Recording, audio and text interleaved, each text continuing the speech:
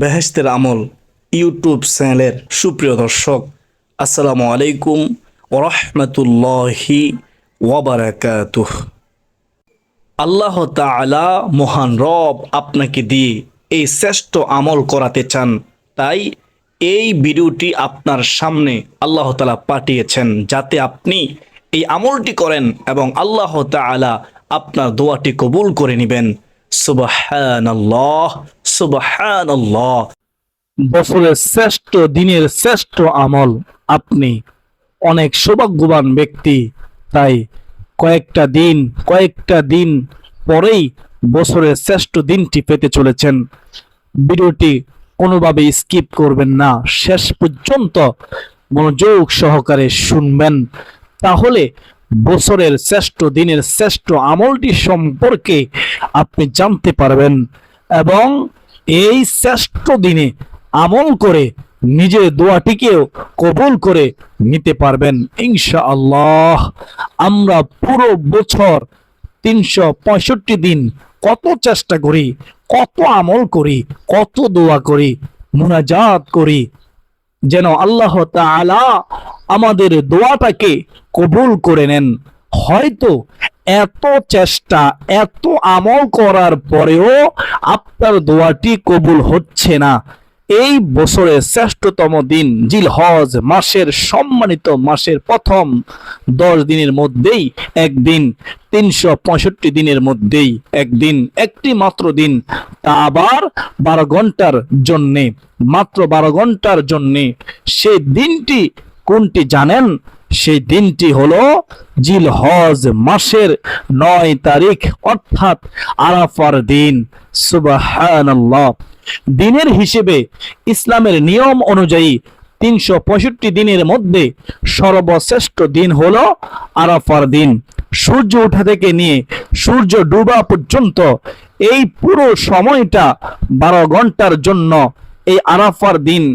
আর এই দিনটাই হচ্ছে সর্বশ্রেষ্ঠ দিন বছরের মধ্যে। যদিও রাতের হিসেবে ইসলামের নিয়ম অনুযায়ী সর্বশ্রেষ্ঠ রাত্রি হলো লাইলাতুল কদরের রাত্রি, যেটা রমজান মাসের শেষ দশকের বেজর রাত্রিগুলোর মধ্য থেকে একটি রাত্রি, লাইলাতুল কদরের রাত্রি। এই একটি রাত্রি হাজার মাসের চাইতেও দামি। সুবহানাল্লাহ, সুবহানাল্লাহ। তাহলে বছরের মধ্যে একটি রাত এবং একটি দিন আল্লাহ সুবহানাহু ওয়া তাআলা দিয়েছেন আমাদেরকে, যাতে আমরা বেশি বেশি আমল করে নিজেদের গুনাহগুলো ক্ষমা করে নিতে পারি এবং নিজেদের দোয়াগুলোকে কবুল করে নিতে পারি।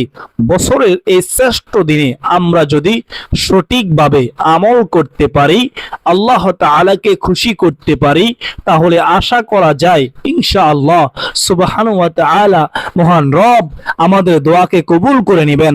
আমরা পুরো বছর যত গুনাহ করেছি আল্লাহ তাআলা ক্ষমা করে দিবেন। এই দিনে রাসূলুল্লাহ সাল্লাল্লাহু আলাইহি ওয়াসাল্লাম ঐতিহাসিক ভাষণ, বিদায় হজের ভাষণ দিয়েছিলেন। এই দিনেই সারা পৃথিবীর যত হাজিগণ হজ করতে আসেন তারা আরাফাতের ময়দানে সমবেত হন। এই দিনেই হজের মূল আনুষ্ঠানিকতা গুলোর মধ্যে একটি হলো যে আরাফার ময়দানে সমবেত হওয়া। আরাফাতের ময়দানে আদম আলাইহিসসালাম এবং মা হাওয়া আলাইহিসসালাম দীর্ঘ অপেক্ষার পর একত্রিত হয়েছিলেন। প্রায় সকল মুফাসসিরগণের মতে হযরত মুসা আলাইহিসসালাম যে তুর পাহাড়ের 40 দিন ইবাদত করতে গিয়েছিলেন, সেই 40 দিনের মধ্যে জিলহজ মাসের প্রথম 10 দিনও ছিল। সুবহানাল্লাহ। তাহলে চিন্তা করুন কত গুরুত্বপূর্ণ এই 10 দিন। আর এই 10 দিনের মধ্যে সর্বশ্রেষ্ঠ গুরুত্বপূর্ণ দিন হলো আরাফাতের দিন, 9 জিলহজ, ইয়াউমুল আরাফার দিন। হযরত আইয়ুব আলাইহিসসালাম যে অসুস্থতা থেকে মুক্তি পেয়েছিলেন, আল্লাহ তাআলার কাছে মুক্তি চেয়েছিলেন, সেটাও কিন্তু এই 10 দিনের মধ্যেই। সুবহানাল্লাহ, সুবহানাল্লাহ। তিনি আল্লাহর কাছে দোয়া করেছিলেন যে, হে আমার রব, আপনি আমাকে সুস্থতা করে দিন। আপনি আমাকে যে রোগ দিয়েছিলেন সে রোগ থেকে আমি আপনার কাছে সুস্থতা চাই। এবং আল্লাহ তাআলা হযরত আইয়ুব আলাইহিস সালামকে এই 10 দিনের মধ্যেই সুস্থ করে দিয়েছিলেন। কঠিন রোগ তার হয়েছিল, যে কঠিন সমস্যায় তিনি পড়েছিলেন, আল্লাহ সুবহানাহু ওয়া তাআলা তাকে মুক্তি দিয়েছিলেন এই দোয়ার মাধ্যমে। এই 10 দিনের মধ্যে হযরত ইব্রাহিম আলাইহিস সালাম আল্লাহ তাআলার আদেশে স্বপ্নের মাধ্যমে যেটা দেখেছিলেন, তার সন্তানকে কোরবানি দিচ্ছিলেন, সেই দিনগুলোর মধ্যেই ইসলামের গুরুত্বপূর্ণ একটি বিধান কোরবানি করা। সেই কোরবানিও কিন্তু এই দিনগুলোর মধ্যেই। সব মিলিয়ে জিলহজ মাসের প্রথম 10 দিন অনেক গুরুত্বপূর্ণ একটি দিন। এই 10 দিনের মধ্যে আরো বেশি গুরুত্বপূর্ণ দিন হচ্ছে আরাফাতের দিন, ইয়াউমুল আরাফা, 9 জিলহজ। সমস্ত হাজিগণ আরাফাতের ময়দানে একত্রিত হয়ে আল্লাহ তাআলার নিকটে অনেক কান্নাকাটি করে, কাকুতে মিনতি করে দোয়া করেন, মুনাজাত করেন, যেন নিজের গুনাহগুলো, পাপগুলো আল্লাহ তাআলা এই সুযোগে মাফ করে দেন, যেন নিজের মনের ইচ্ছা পূরণের জন্য যাদেরকে আল্লাহ সুবহানাহু ওয়া তাআলা তৌফিক দিয়েছেন, যাদের সামর্থ্য আছে, তারা হজ করতে গিয়েছেন, তারা সরাসরি আরাফাতের ময়দানে একত্রিত হয়ে আল্লাহ রব্বুল আলামিনের কাছে দোয়া করতেছেন। কিন্তু আমাদের যাদের সামর্থ্য নেই, আমরা যেতে পারলাম না, আমরা যেতে পারিনি, আমাদের যাদেরকে আল্লাহ তাআলা নিয়ে যাননি, তাহলে তারা আমরা কি করব? তাদের জন্য, আমাদের জন্য এই আরাফাতের দিনে অনেকগুলো আমল আছে, অনেকগুলো এবাদত আছে। সে আমল এবাদত গুলোর মধ্যে, সে আমল এবাদত গুলোর মধ্য থেকে অন্যতম একটি গুরুত্বপূর্ণ দোয়া হচ্ছে লা ইলাহা ইল্লাল্লাহু ওয়াহদাহু লা শারীকা লাহু লাহুল মুলকু ওয়া লাহুল হামদু ওয়া হুয়া আলা কুল্লি শাইইন কাদির। যার অর্থ হলো লা ইলাহা ইল্লাল্লাহু, আল্লাহ তাআলা ছাড়া কোনো ইলাহা নেই, ওয়াহদাহু লা শারীকা লাহু, তিনি এক অদ্বিতীয়, তার সাথে কোনো কিছুর শরীক নেই, লাহুল মুলকু, রাজত্ব তারই, ওয়ালাহুল হামদু, সমস্ত প্রশংসা তার জন্যই, ওয়াহুয়া আলা কুল্লি শাইইন কাদির, এবং তিনি সর্ববিষয়ে সর্বশক্তিমান। এই দোয়ার ব্যাপারে রাসূলুল্লাহ সাল্লাল্লাহু আলাইহি ওয়াসাল্লাম সুনানে আত-তিরমিজি 3585 নম্বর হাদিসের মধ্যে বলেছেন যে লা ইলাহা ইল্লাল্লাহু ওয়াহদাহু লা শারীকা লাহু লাহুল মুলকু ওয়া লাহুল হামদু ওয়া হুয়া আলা কুল্লি শাইইন কাদির। আরাফাতের দিনের দোয়ার উত্তম দোয়া আমি ও আমার আগের নবীগণ যা বলেছিলেন, তার মধ্যে সর্বোত্তম কথা হলো লা ইলাহা ইল্লাল্লাহু ওয়াহদাহু লা শারীকা লাহু লাহুল মুলকু ওয়া লাহুল হামদু ওয়া হুয়া আলা কুল্লি শাইইন কাদির। এই দোয়ার অর্থ হলো আল্লাহ তাআলা ছাড়া কোনো ইলাহ নেই, তিনি এক, তার কোনো অংশীদার নেই, সার্বভৌমত্ব তারই, এবং সমস্ত কিছুর উপর মহান আল্লাহ তাআলা সর্বশক্তিমান, সমস্ত প্রশংসা আল্লাহ তাআলার জন্য। এই দোয়াটি হলো সর্বশ্রেষ্ঠ দিনের সর্বশ্রেষ্ঠ আমল, আরাফার দিনের আমল। 365 দিনের মধ্যে সর্বোত্তম সর্বশ্রেষ্ঠ দিন হচ্ছে আরাফার দিন, যেই দিনে আল্লাহ তাআলা মহান রব অসংখ্য বান্দা বান্দিকে ক্ষমা করেন, অসংখ্য বান্দা বান্দির দোয়া কবুল করেন, অসংখ্য বান্দা বান্দিকে জাহান্নাম থেকে মুক্তি দেন। এই সম্মানিত দিনে 9 জিলহজ আরাফার দিনে এই দোয়াটি আপনারা পড়বেন। প্রত্যেক নামাজের পরে, ফরজ নামাজের পরে কমপক্ষে 10 বার করে হলেও পড়বেন। আপনি ফজর থেকে শুরু করে মাগরিব পর্যন্ত যত বেশি পারবেন পড়বেন, নির্দিষ্ট কোনো সংখ্যা নেই। আপনি যত পড়বেন ততই আপনার জন্য উত্তম হবে, কল্যাণ হবে, আল্লাহ খুশি হবে। বেহেশতের আমল ইউটিউব চ্যানেলের সুপ্রিয় দিনী ভাই ও বোনেরা, আরাফার দিনে রোজা রাখুন, রোজা রেখে দোয়াটি পড়ুন। আরাফার দিনে রোজার পুরস্কার হচ্ছে, নবীজি সাল্লাল্লাহু আলাইহি ওয়াসাল্লাম বলেন, আমি আশাবাদী যে যদি কেউ 9 জিলহজ আরাফার দিনে রোজা রাখে তাহলে তার পূর্ববর্তী 1 বছরের গুনাহ এবং পরবর্তী 1 বছরের গুনাহ আল্লাহ তাআলা ক্ষমা করে দেবে। সুবহানাল্লাহ, আল্লাহ ভালোবাসবে, এর চেয়ে সুসংবাদ আর কি হতে পারে। তো আমরা ইয়াউমুল আরাফার দিনে রোজা রেখে আমরা এই দোয়াটি পড়ব ইনশাআল্লাহ। পবিত্র আরাফার দিনে আপনারা নফল নামাজ পড়বেন। সূর্য যখন উদিত হবে, সূর্য উদিত হওয়ার 15 মিনিট 20 মিনিট পরে অথবা 10 মিনিট পরে 2 রাকাত ইশরাকের নামাজ আদায় করবেন। নিয়ত করবেন, আমি আল্লাহ তাআলাকে সন্তুষ্টি করার জন্য 2 রাকাত ইশরাকের নামাজ আদায় করতেছি, আল্লাহু আকবার। তারপর আপনি হাত উঠাবেন, তারপর হাত নামিয়ে হাত বাঁধবেন। হাত বাঁধার পরে সানা পড়বেন। সানা পড়ার পর আউযুবিল্লাহ বিসমিল্লাহ সহকারে সূরাতুল ফাতিহা পড়বেন। তারপরে বিসমিল্লাহ সহ সূরাতুল ইখলাস 3 বার পড়বেন। তারপরে আপনি রুকু দিবেন, সেজদা দিবেন, সেজদা তাসবিহ পড়বেন। সেজদার মধ্যে গিয়ে আপনি দোয়া পড়বেন, আরাফার দিনের এই শ্রেষ্ঠ দোয়াটি পড়বেন। আর মনে মনে আল্লাহ তাআলার কাছে ক্ষমা চাইবেন।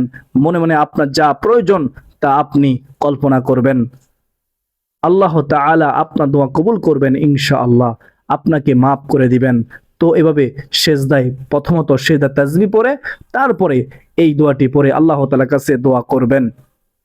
তো আপনারা 2 রাকাত এশাকের নামাজ আদায় করবেন। 2 রাকাত এশাকের নামাজ আদায় করার পরে ওই নামাজের স্থানে বসে বসে আরাফার দিনের এই শ্রেষ্ঠ দোয়াটি পড়বেন। দুরূদ শরীফ পড়বেন, কোরআন তেলাওয়াত করবেন, কিছুক্ষণ ইস্তিগফার পড়বেন প্রিয় দিনদার মুসলমান ভাই ও বোনেরা। তো তারপর মুনাজাত করবেন। এইভাবে যখন মাগরিবের আজান হবে, মাগরিবের নামাজের পরে 2 রাকাত 2 রাকাত করে 6 রাকাত আওয়াবিনের নামাজ পড়বেন। পড়লে কি পুরস্কার? পড়লে 12 বছর নফল নামাজ পড়ার সওয়াব আল্লাহ তাআলা মহান রব্বুল আলামিন আমলনামায় দান করবেন। আমরা ইতিপূর্বে ইশরাকের 2 রাকাত নামাজের নিয়ম জেনেছি, ফজিলত জেনেছি। একটি হজ, একটি উমরা সব আল্লাহ তাআলা দান করবেন। সুবহানাল্লাহ। এখন আমরা জানলাম আওয়াবিন নামাজের ফজিলত। নিয়ত হচ্ছে আমি আল্লাহ তাআলাকে সন্তুষ্টি করার জন্য 2 রাকাত আওয়াবিন নামাজ পড়ার নিয়ত করলাম। প্রত্যেক রাকাতে সূরা ফাতিহার সাথে সূরা ইখলাস 3 বার পড়বেন। চাইলে আপনি যে কোনো সূরা দিয়ে পড়তে পারেন, নির্দিষ্ট কোনো নিয়ম নেই, নির্দিষ্ট কোনো সূরা নেই।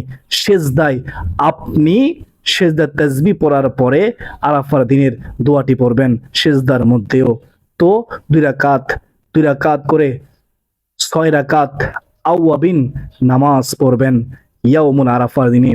ফজর থেকে শুরু করে মাগরিব পর্যন্ত এই সময়ের ভিতরে আপনি 2 রাকাত তওবার নামাজ পড়বেন যখন সুযোগ পাবেন।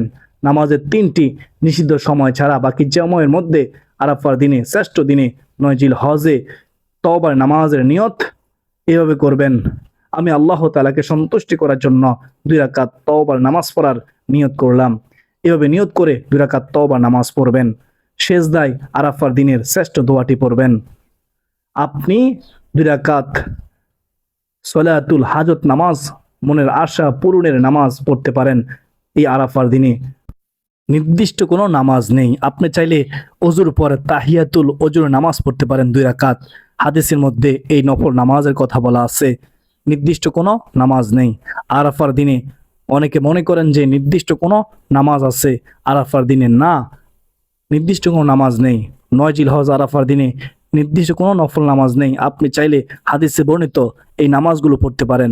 আল্লাহ তাআলা আমাদের সবাইকে আরাফার দিনে নফল নামাজ পড়ার তৌফিক দান করুন, জিকির করার তৌফিক দান করুন। আমরা জিকির করব সুবহানাল্লাহ, আলহামদুলিল্লাহ, ওয়ালা ইলাহা ইল্লাল্লাহু, আল্লাহু আকবার। এই জিকিরগুলো করব।